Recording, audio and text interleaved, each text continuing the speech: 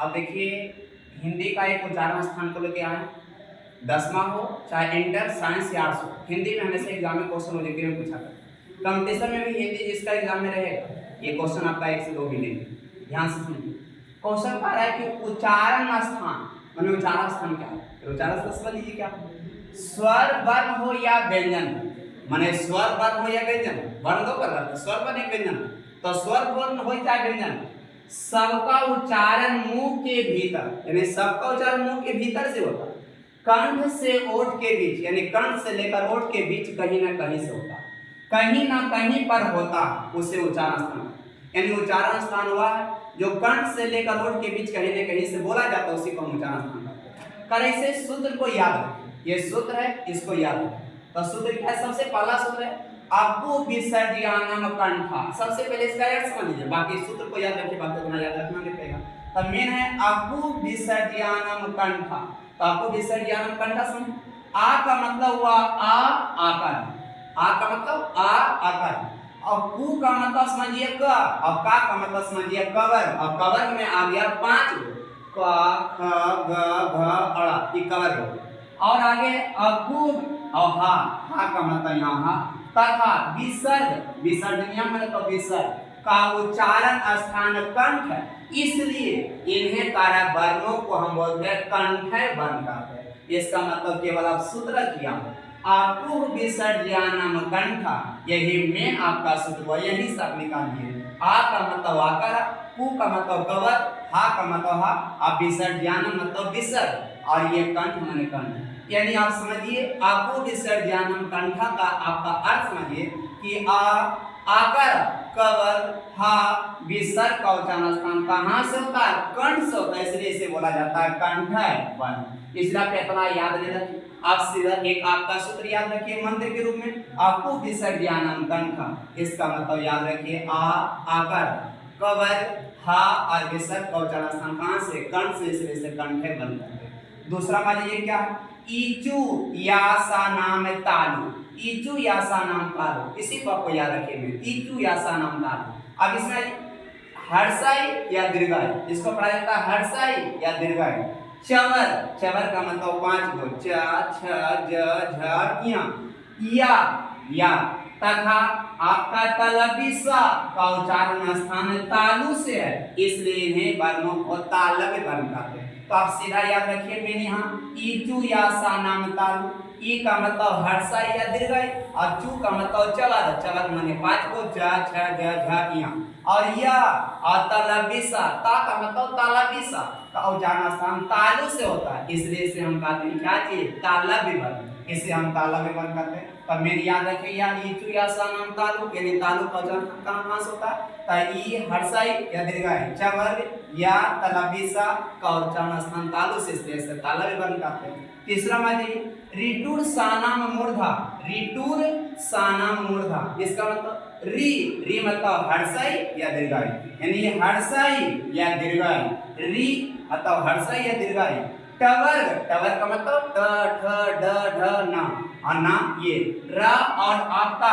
मूर्धन्य सा का उच्चारण स्थान मूर्धा से होता है, इसलिए इसे मूर्धन्य वर्ण कहते हैं। ये भी ऑब्जेक्शन में दिया रहेगा मूर्धन्य वर्ण कहते हैं। तो मूर्धन्य वर्ण का मेन आपका समझिए रिटुर साना मूर्धा, री का मतलब समझिए हर्षाई दीर्घाई, और ये आपका टू का मतलब टवर, टवर का मतलब टवर में 5 और रा और मूर्धन्य सा, मुंह से इसलिए मूर्धन्य सा, दंत से तो दंत सा, आपका तालु से तो तालबी सा, यहाँ मुंह से तो मूर्धन्य सा, यानी री हर्षाई या दीर्घाई, टवर रा और मूर्धन्य सा का उच्चारण स्थान मुंह से होता है, इसलिए इसे मूर्धन्य वर्ण भी कहते हैं। चौथा मानिए लितुल सानाम दंता, मेरी यही याद रखिए सूत्र, लितुल सानाम दंता, इसका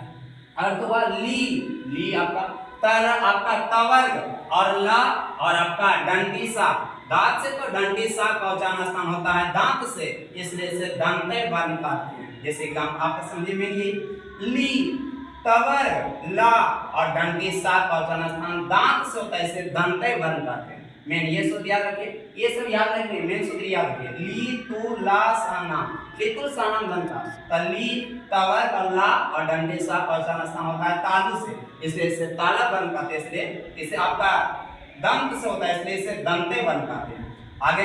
उपुप ध्यानियानम ओष्ठो, उपुप ध्यानियानम ओष्ठो का आपस में उपुप ध्यानियानम ओष्ठो, इसका मतलब उ का मतलब हुआ हर्षव या दीर्घव, उ का मतलब हर्षव दीर्घव। अब पा का मतलब हो गया पवर का, पवर में पांच को प प ब भ म। उसके बाद उपध्यानीय के मतलब समझिए, उपध्यानीय का मतलब हुआ प फा के पहले विसर्ग का बराबर जैसा उच्चारण, यानी पा फा के जैसे उच्चारण विसर्ग हो जाए तो उच्चारण दोनों ओठों को होता है, यानी दोनों ओठों के मिलने से होता है, इसलिए इन्हें ओठै बनता है। आप सीधा याद रखिए, उपध्यानीयानम का मतलब होता है ओठो, यानी हर्षव या दीर्घव पवर्ग का उच्चारण स्थान कहाँ से, ओठ से, इसे ओठै वर्ण कहते हैं। कार्य हर्षव या दीर्घव पवर्ग का मतलब पा पा ब भ म, टोटल आप पाएगा, इसका उच्चारण स्थान किससे होता है, ओठ से, इसलिए इसे ओठै वर्ण कहते हैं। तो आप सीधा याद रखिए, सूत्र याद रखिए, मेन उतना लॉन्ग नहीं याद रखिए, सूत्र याद रखिए, पांच को यहाँ ध्यान से समझिए। आपको विसर्जनम का मतलब होता है, आपको विसर्जनम करना, एक मतलब आ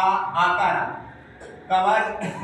और हा, और विसर्ग का उच्चारण स्थान होता है किससे, कर्ण से, इसे कंठे वर्ण कहते हैं। इचु या सा नाम तालु याद रखिए, तो हर्षा या दीर्घाई चवर्ग या तलबिसा का उच्चारण स्थान तालु से, इसलिए इसे तालबी वर्ण कहते हैं। आगे लिटुर साना मूर्धा री टवर्ग रा और मूर्धन्य का स्थान आपका मुंह से होता है, इसलिए मूर्धन्य वर्ण कहते हैं। लिकुल सानाम दंता ली तवर्ग और ला और दंती सा का उच्चारण स्थान होता है किससे, आपका दंत से, इसे दंते वर्ण कहते हैं। उपुप ध्यानियानम ओष्ठो हर्षाऊ या दीर्घाऊ पवर्ग का उच्चारण स्थान होता है ओठ से, इसे उसे ओठे वर्ण कहते हैं। और आगे देखिए 6 नंबर,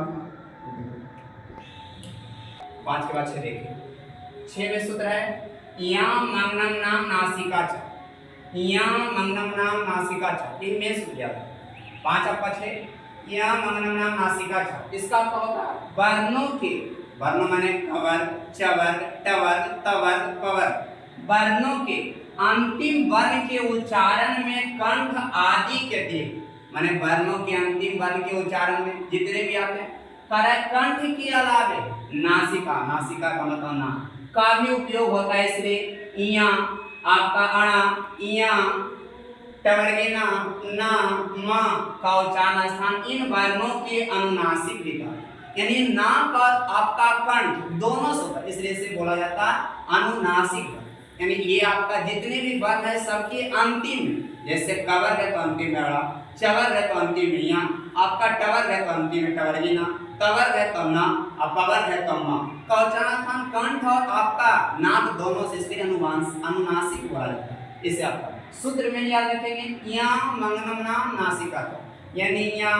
मा अड़ा टवर्गेना ना का उच्चारण स्थान नाक से और आपका ओठ से, आपका कर्ण से, दोनों से, ये नाक से होगा, इसलिए से अनुनासिक बनता है। आगे ए दत्तो कंठ तालु का मतलब समझिए, ए या ए इन दोनों मिलाकर कर दोनों का उच्चारण स्थान कंठ और तालु दोनों से होता है, यानी ए या ए का दोनों का उच्चारण स्थान कंठ और तालु दोनों मिलकर होता है, इसलिए इन्हें कंठ तालव कहते हैं। यानी ए दत्तो कंठ तालु, ए दत्तो कंठ तालु मतलब ए या ए का उच्चारण कंठ और तालु दोनों के मिलने से बनता है, इसे कहा जाता है कंठ तालव, यानी ए या ए का उच्चारण कंठ तालु होता है, इसे कंठ तालव भी बोला जाता है। ए दत्तो कंठ तालु याद रखेंगे मैं। आगे ओ दत्तो कंठ ओष्ठम, ओ दत्तो कंठ ओष्ठम, ओ या अ का उच्चारण स्थान कंठ और ओठ दोनों के मिलकर करा होता है, इसलिए इन्हें कंठो ओष्ठै वाली कहते हैं। यानी ओ दत्तो कंठ ओष्ठम, यानी ओ या अ का उच्चारण स्थान कंठ और ओठ दोनों से होता है, इसे कहा जाता है क्या चीज, कंठ ओष्ठै वाली कहा जाता है। वकार्यस दंत ओष्ठम समझिए, वकार्यस दंत ओष्ठम का मतलब होता है वा का उच्चारण स्थान दांत और ओठ दोनों मिलकर होता है, इसे कहा जाता है दंत ओष्ठै, यानी आपका वकार का दंत ओष्ठै का अर्थ होता है वा का उच्चारण दांत और ओठ दोनों से, इसलिए कहा जाता है इसे दंत ओष्ठै कहा जाता है। यहाँ तक आपको याद रखना, मेन सूत्र याद रखना, सब आपका वर्ण उच्चारण हो जाएगा, यहाँ तक कोई